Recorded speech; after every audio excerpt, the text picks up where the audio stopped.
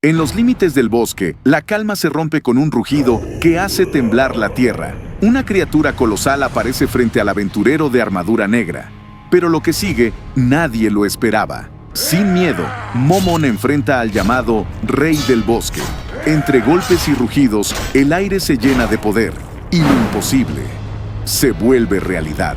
Pero esta no será la última batalla.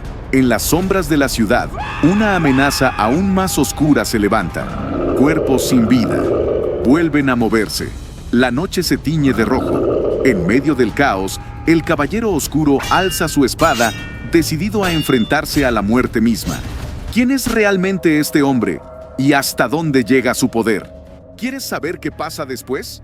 Suscríbete y no te pierdas el próximo capítulo.